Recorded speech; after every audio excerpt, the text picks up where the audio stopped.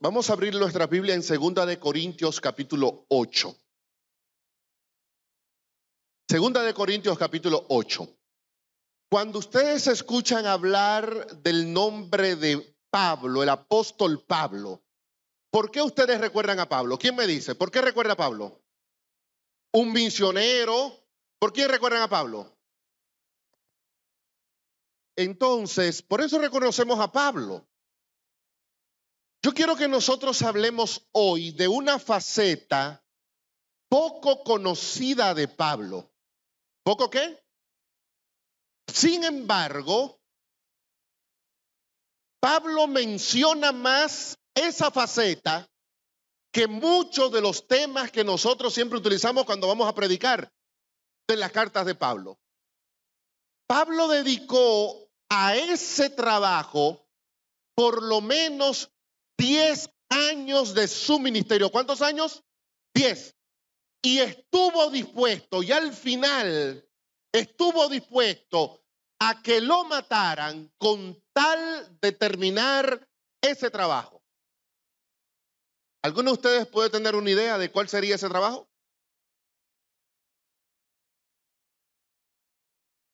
Predicar el evangelio, no. Exaltar a Cristo, no. Plantar iglesias, no. No. Llevar la ofrenda a Jerusalén. Yo quiero que hablemos esta mañana de Pablo como un colector de ofrenda. ¿Como un colector de qué?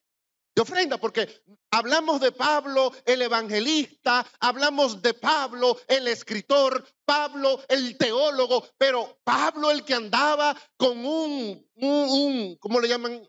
Un platillo, iglesia por iglesia, recogiendo ofrenda. ¡Wow! Ese Pablo no.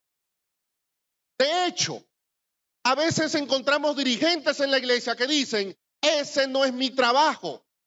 Pastor que dice, ese no es mi trabajo. Anciano que dice, ese no es mi trabajo. Un tesorero que dice, ese no es mi trabajo. Y todo eso que dicen, ese no es mi trabajo, Pablo dice, ese sí era mi trabajo.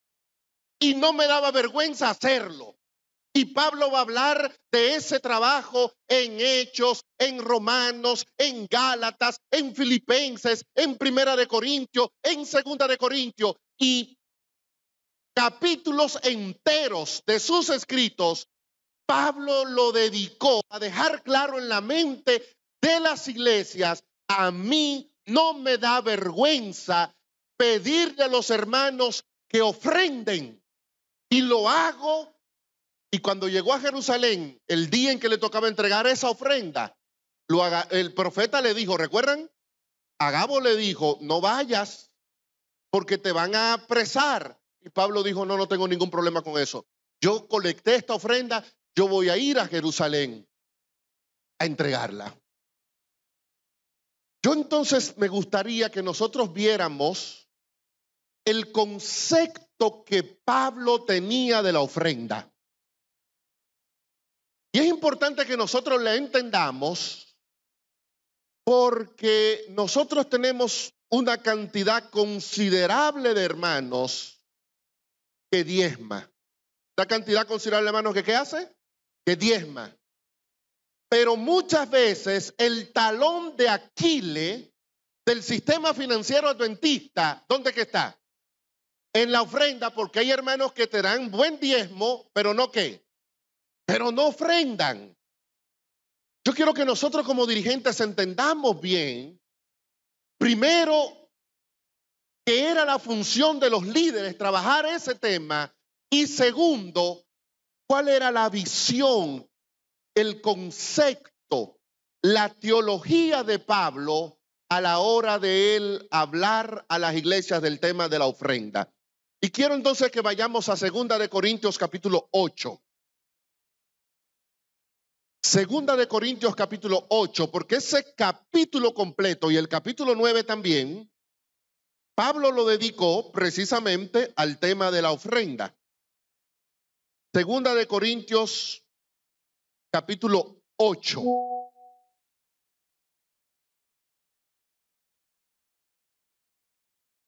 Pablo dice lo siguiente. Segunda de Corintios,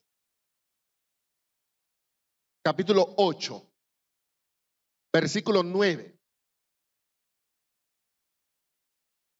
¿Lo tenemos? Segunda de Corintios 8, 9. Ustedes conocen ¿el qué? ¿El qué? La gracia de quién? De Jesucristo, que por amor a vosotros se hizo ¿qué? Pobre, siendo rico, para que ahora por su pobreza nosotros fuésemos ¿qué? Enriquecidos. Noten cómo Pablo va a hablar de la gracia, pero ilustra la gracia en términos espirituales o en términos financieros. ¿Lo vieron? Riqueza y qué más. Y pobreza. Pablo va a hablar de la gracia, pero va a ilustrar esa gracia en términos de posesiones materiales. Y entonces dicen, bueno, la gracia de Cristo se manifestó porque aunque Él era rico, se hizo pobre y ahora por esa gracia los que éramos pobres llegamos a ser ¿qué? Ricos. Pero miren lo que dice San Pablo en el versículo 6. De segunda de Corintios 8, versículo 6. De manera que exhortamos a Tito. ¿Recuerdan a Tito, verdad? ¿Recuerdan a Tito? Era un pastor. Era un líder de la iglesia. Y Pablo dice, exhortamos a Tito para que, como comenzó antes, asimismo acabe también entre vosotros ¿el qué? Esta obra de gracia. Ahora le hago una pregunta. ¿Quién es el que acaba la obra de gracia en nuestras vidas? Cristo Jesús. ¿Cuántos creen que es Cristo Jesús? ¿Y por qué Pablo dice, yo le pedí a Tito que así como comenzó, acabe en ustedes esta obra de gracia? ¿Quién es el que acaba la obra de gracia? ¿Dios o Tito? ¿Jesús o Tito? ¿Y entonces por qué Pablo dice que es Tito? ¿Me entienden? ¿Por qué Pablo dice que es Tito? Y el texto parece mucho, ¿no? A Filipenses 1. Dios es el que comenzó y también ¿qué? Y también la acabará. Pero ahora viene Pablo y dice, oh, yo le pedí a Tito, al líder Tito, al anciano Tito, al director de mayordomía Tito, al pastor Tito, que así como él comenzó la obra de gracia, la acabe. ¿Saben qué es lo que está pasando, hermanos? En 2 de Corintios 8, la gracia es presentada en dos ángulos. Número uno, la gracia salvadora de Dios a través de Cristo. Y número dos, la obra de gracia de la cual se habla en 2 de Corintios capítulo 8 es la colecta de la ofrenda. ¿Cuál es la obra de gracia? ¿Cuál es la obra de gracia? La colecta de la ofrenda. Lo que Pablo está haciendo aquí es haciendo una comparación. Dios demostró su gracia para que el ser humano que estaba perdido y pobre quedara ahora salvo y rico, pero Dios demostró esa gracia. ¿Saben cómo? Juan 3:16, ¿cómo fue que él lo demostró? Dando.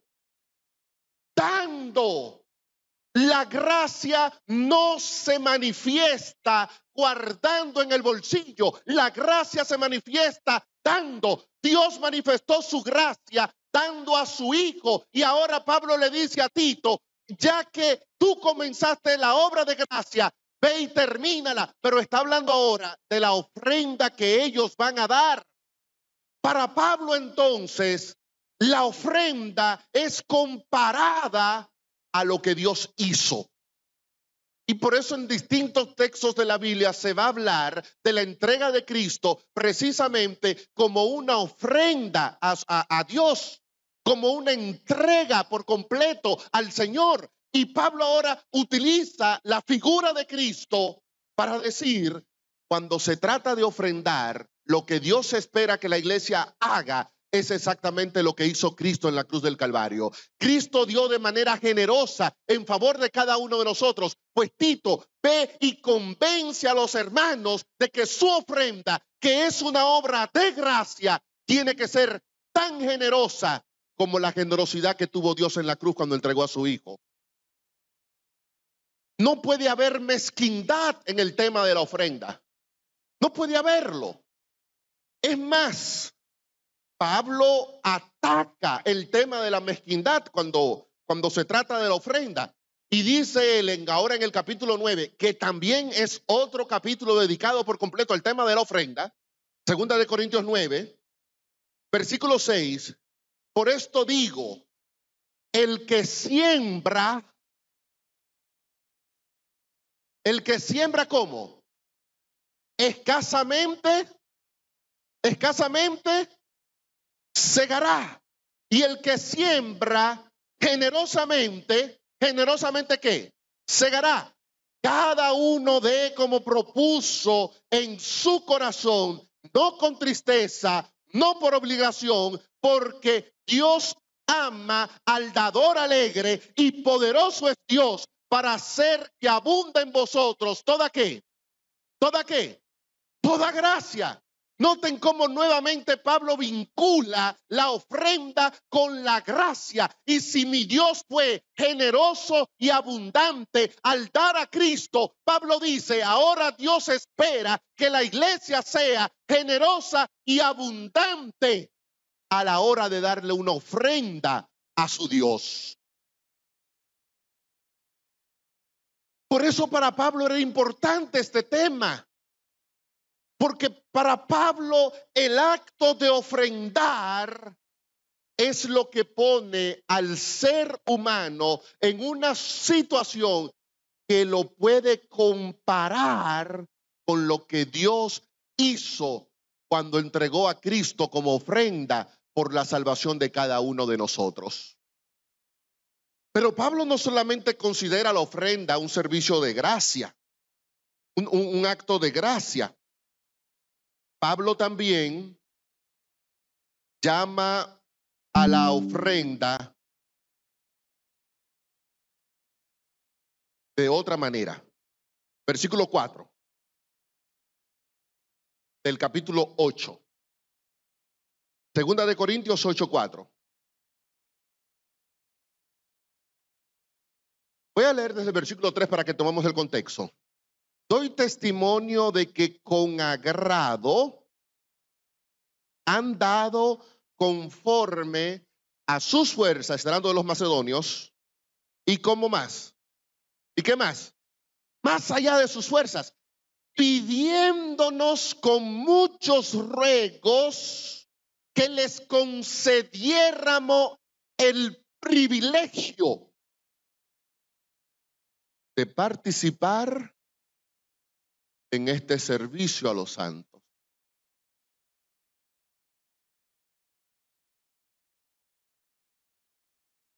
El diezmo es un deber. Dice Levítico 27 que el diezmo ha sido consagrado ¿a quién? A Jehová. ¿A quién le pertenece el diezmo? A Dios. Cuando tú me devuelves lo que es mío, tú no estás haciendo nada. Tú solamente estás demostrando que eres un hombre o una mujer seria, que está cumpliendo con tu deber. Pero Pablo dice, el acto de ofrendar es que, hermanos, un privilegio. ¿Un qué? Un privilegio. Lo que Pablo está queriendo decirnos aquí, cuando nosotros invitamos a la iglesia a contribuir generosamente en la devolución de ofrendas, nosotros le estamos dando a la iglesia un privilegio. Un privilegio. A veces a nosotros nos encantan muchas cosas, pero Pablo dice, si hay un privilegio que le corresponde a la iglesia, es el privilegio de contribuir con ofrendas generosas para que la obra pueda continuar avanzando. Y los hermanos de Macedonia, que Pablo dice, dieron más allá de sus fuerzas. Nuevamente, Pablo pone ese énfasis en la generosidad, ese énfasis en el desprendimiento, ese énfasis de una iglesia que es capaz de dar más allá de las posibilidades que tiene. Pablo dice, y esos hermanos andaban detrás de nosotros pidiéndonos, Pablo, por favor, danos el privilegio de ofrendar. No permitas que nosotros perdamos esta oportunidad. Ayúdanos. Abre el bolsillo, abre el platillo. Déjanos participar. No queremos perder ese privilegio. La asociación se muere de hambre. No. Es un privilegio que tú tienes de presentarte delante de tu Dios con una ofrenda generosa. Ya lo había dicho el salmista, no me presentaré delante del Señor con un sacrificio que no me haya costado ¿qué? Nada.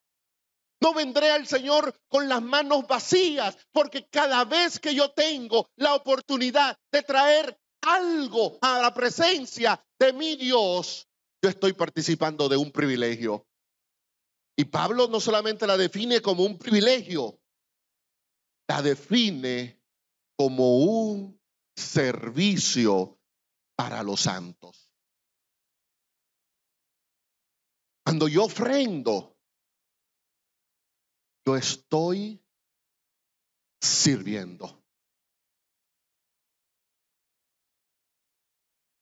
Por eso Pablo dice, y mismo en 2 de Corintios, que Dios llama a todos los hombres para que sean colaboradores de Dios y siervos de Jesucristo. Cuando nosotros tenemos un hermano en la iglesia que no ofrenda, nosotros tenemos un hermano que se está perdiendo el privilegio de participar en este acto espiritual, pero al mismo tiempo se está perdiendo el privilegio de ser considerado en el cielo como una persona que está al servicio de Cristo y sirve a Cristo cuando participa de este servicio que tiene como propósito la consolidación de la obra en Jerusalén. Yo no puedo entonces, como un líder de iglesia, como un tesorero, como un anciano, un director de mayordomía, quedarme tranquilo cuando me doy cuenta que hay un sector grande de nuestra hermandad que no tiene un compromiso con Dios con el tema de la ofrenda. No puedo quedarme tranquilo. Pablo no se quedó tranquilo. Pablo escribió, Pablo predicó, Pablo mandó a Tito. Más adelante va a mencionar a otras personas que él manda a que trabajen con el tema, a que colecten la ofrenda, a que vayan y enseñen a la iglesia y saquen ese dinero que va a ser necesitado. Pablo no se queda quieto. Yo no puedo decir, bueno, es que como la ofrenda es voluntaria y el hermano da si quiere y si no quiere no da nada. Yo no puedo quedarme tranquilo con eso. Porque si Pablo no se quedó tranquilo, ¿cómo puedo yo? Alguien que no es comparado a Pablo, decirle a Pablo, qué bueno que tú hiciste ese trabajo, pero el mío no es ese. Yo voy a hablar de justificación. Yo voy a hablar de viajes misioneros, yo voy a hablar de campañas evangelísticas, pero de recolectar ofrenda, ese no es mi trabajo. Y Pablo te va a mirar a la cara y te va a decir, pero yo soy más grande que tú y yo lo hice. Y yo lo hice. En ese sentido, Pablo viene y desarrolla otro concepto. Versículo 19 del capítulo 8.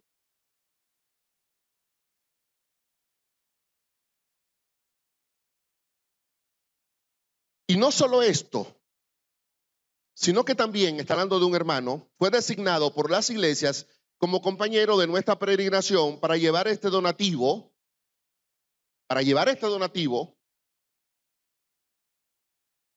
que es administrado por nosotros para gloria del Señor mismo y para demostrar vuestra buena voluntad.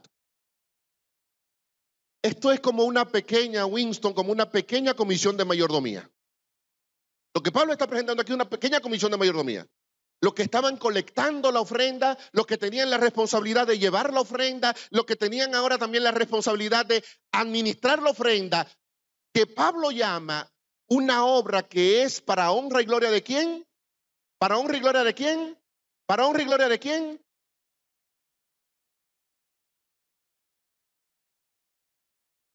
Hay gente en nuestra iglesia que ofrenda si hay un proyecto. Hay que pintar el templo y entonces de inmediato dice, no, yo doy 5,000 para pintar el templo. Se pintó el templo, ya no doy ofrenda. Hay que construir, hay que comprar un terreno, dan para proyecto. Pero Pablo, aunque hay de por medio un proyecto en Jerusalén, Pablo dice claramente, el acto de ofrendar es un acto que tiene como objetivo alabar y glorificar el nombre de Dios. Si yo doy una ofrendita escasa, como la llama él, eso revela que mi conocimiento de la gloria de Dios también es escaso. Y en ese sentido, vamos al capítulo 16 de Primera de Corintios.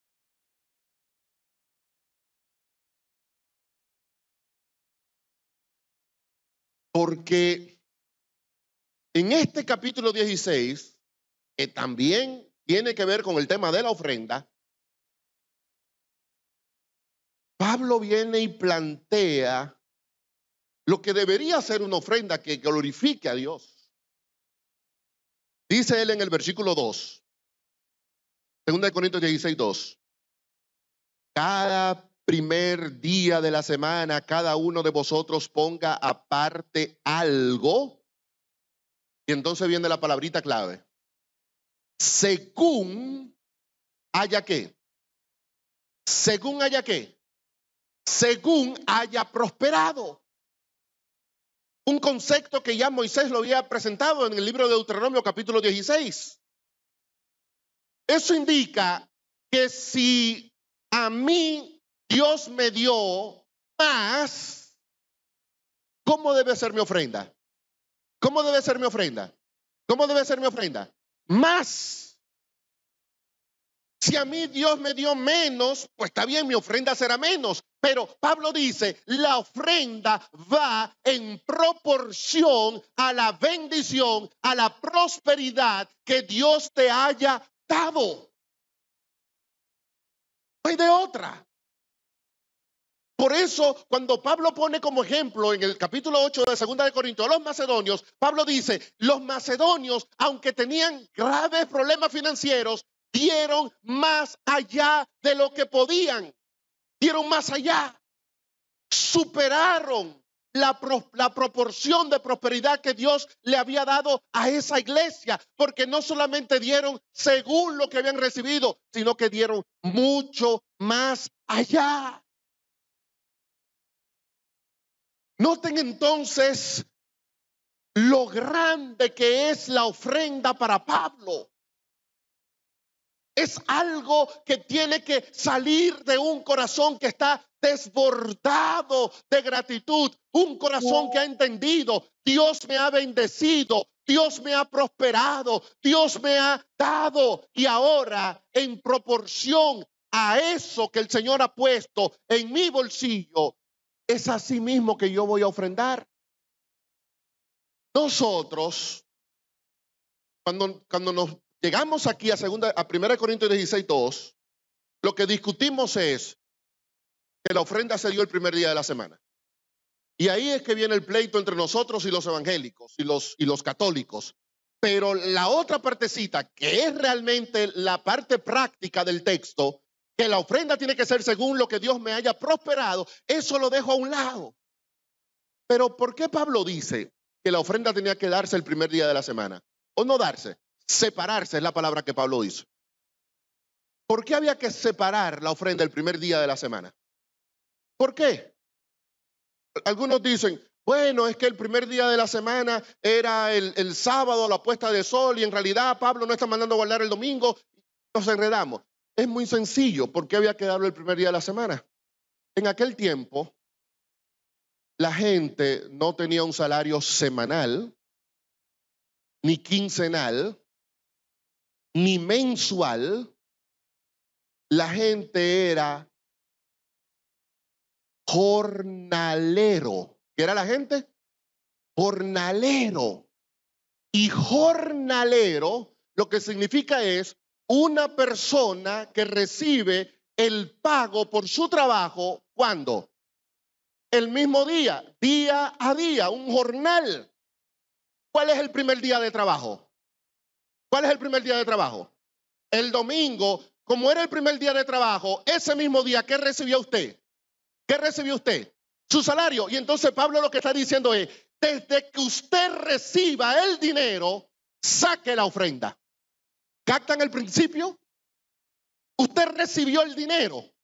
Como usted cobra es el primer día de la semana, pues desde que usted reciba ese dinero, el primer día que usted cobró, Pablo dice, en ese momento, aparte, separe, consagre para Dios la ofrenda.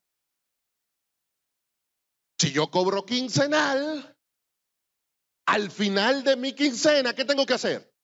¿Qué tengo que hacer? Sacar la ofrenda. Si yo cobro mensual, al final del mes, ¿qué tengo que hacer?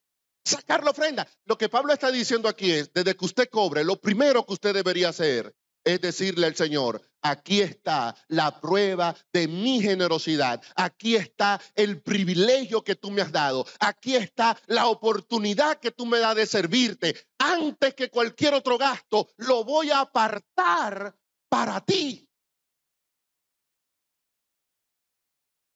¿Ven que era un tema sumamente importante para Pablo? Volvamos a 2 Corintios 8 para concluir.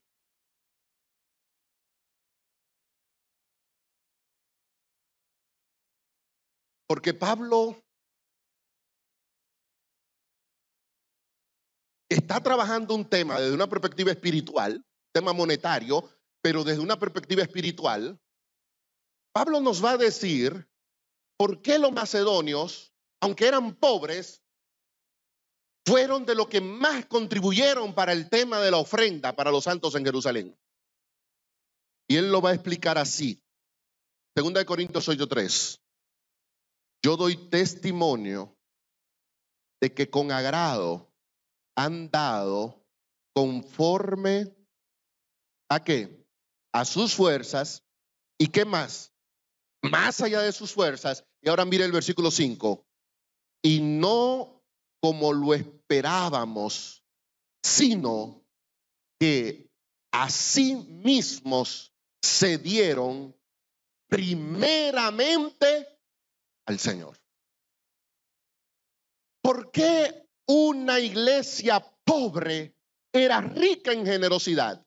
¿Por qué una iglesia pobre daba más allá de sus fuerzas? ¿Por qué una iglesia pobre pedía, dennos el privilegio, por favor, reciban nuestras ofrendas, queremos participar en el proyecto? ¿Por qué una iglesia pobre es presentada como una iglesia donde se acaba el acto de gracia? ¿Por qué una iglesia pobre pudo dar una ofrenda tan grande? Pablo presenta cuál es la clave. Segunda de Corintios 8:5, porque ellos hicieron algo que está por encima de cualquier donativo. Lo primero que ellos hicieron fue decirle al Señor, nosotros somos ¿qué? Somos. Se dieron. La conclusión es lógica. El que da con generosidad, el que da con alegría, el que da para glorificar a Dios, el que da porque entiende que eso es su privilegio, es porque él mismo se entregó por completo al Señor. Lo que indica entonces es que si yo tengo en la iglesia a un miembro que no da, lo que yo tengo es un miembro que tiene un grave problema espiritual. Y ese problema espiritual es ese miembro, ¿no qué? ¿No qué? ¿No qué? No se ha entregado.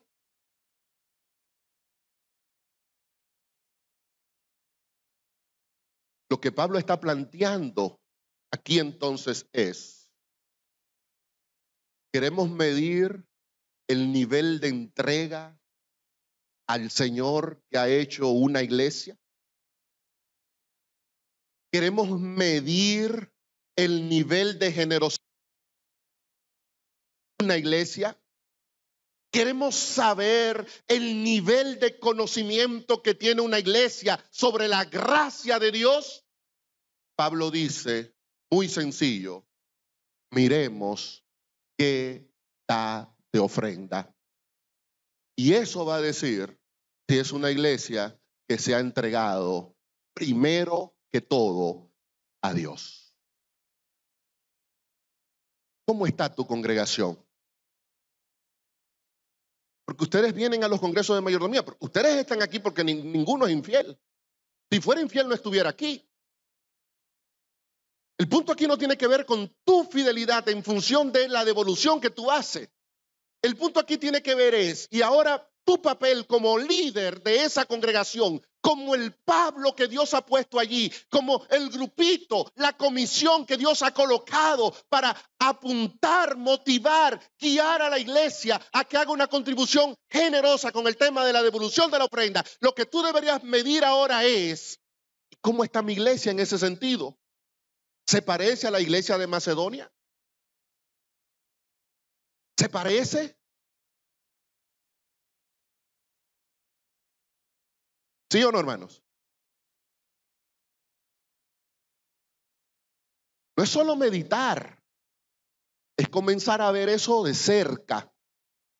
Y como Pablo agarrar eso en la mano y comenzar a trabajar, a orientar, a concientizar a la congregación para que ese problema espiritual pueda ser resuelto.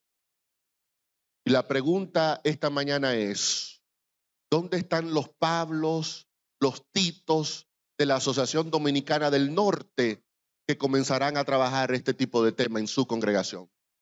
¿Dónde están? ¿Están aquí? ¿Están aquí? Hermanos, ¿están aquí? No tenga vergüenza, no tenga miedo, no tenga duda.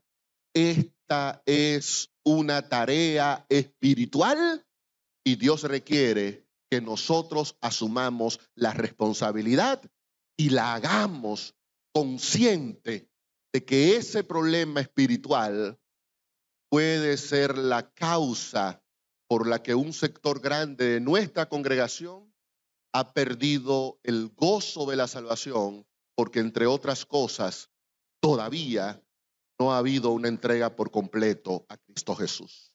Que Dios les bendiga y que Dios ponga en ustedes el celo y el interés de Pablo para que cada una de las congregaciones del norte, sobre todo la congregación que tú representas esta mañana en este lugar, pueda ser una congregación que Dios diga, wow, es como la gente de Macedonia, dan y dan más allá de lo que pueden hacer.